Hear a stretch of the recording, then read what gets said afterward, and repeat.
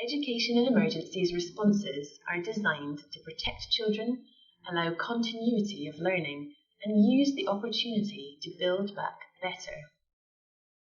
This requires understanding the impact of the emergency on education access and quality for different groups, especially the most vulnerable.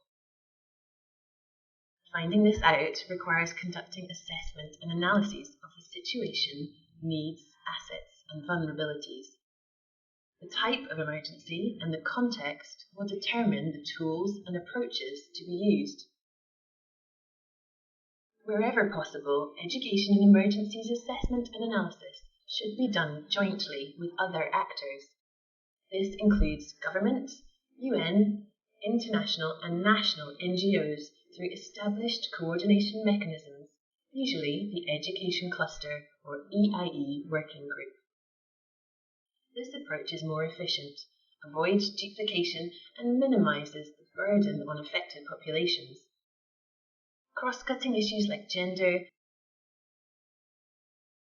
disability, and conflict sensitivity should be incorporated into all types and stages of assessment.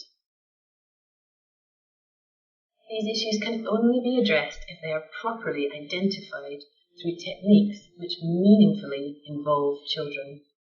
Before rushing into conducting primary data collection, a depth review of available secondary data should be done. A secondary data review can help establish a picture of the pre-crisis situation and provide important in-crisis information. It also helps in prioritising the focus for primary data collection and triangulation of the findings. In a rapid onset emergency is usually a multi-sector or multi-agency initial rapid assessment, MIRA. MIRA provides an initial snapshot of the situation for all actors, including education, which can be used to advocate for education support, initiate response planning, and mobilise seed funding. Once the situation is stabilised, a more comprehensive education assessment should take place in order to collect detailed information on education needs in different areas for different groups.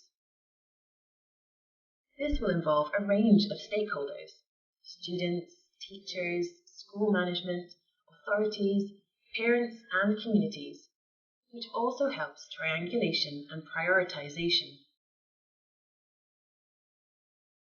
A problem tree can help identify the key information gaps on which to focus education assessments. Depending on the response phase and the needs of the context, other assessments may also need to be conducted. These should include looking at education-related conflict sensitivities, school safety, teacher needs, student social, emotional and psychosocial support needs, levels of child development, literacy and numeracy.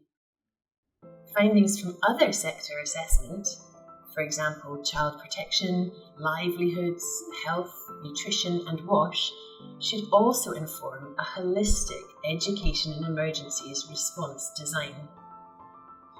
The process of analysis interprets the data collected into useful information for response planning. There are various approaches to analysing data, including asking key questions like: what happened, where, and how severe is it? Why did it happen? What may happen next? What else do we need to know? Answering these questions involves being aware of vulnerabilities, including those pre-crisis, and are informed by the problem tree analysis.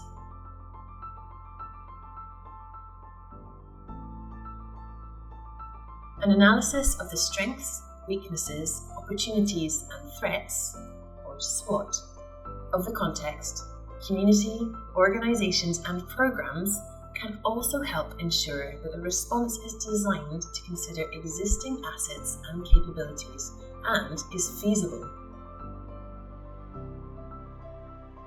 We always operate in a resource-constrained environment. This means it is necessary to prioritise areas, groups and interventions and focus on those most in need or at risk. Maintaining this focus requires developing a clear response, aim and objectives based on the analysis conducted. These should align closely with those set by the Education Cluster or EIE Working Group, keeping in mind the overarching EIE aims of protection, continuity and building back better can guide this process. Log frames are the standard project planning tool, but only consider what you can control and not the wider operating environment. As such, they are too narrow for initial program design. Adding potential solutions to your problem tree can be a good starting point, followed by developing a theory of change. A theory of change maps out the potential pathways to change and also considers what you can influence and what you cannot. Once the pathways to achieving the desired change are mapped out, then program log frames, indicators, detailed implementation plans, DIP, Gantt charts and meal frameworks will come next.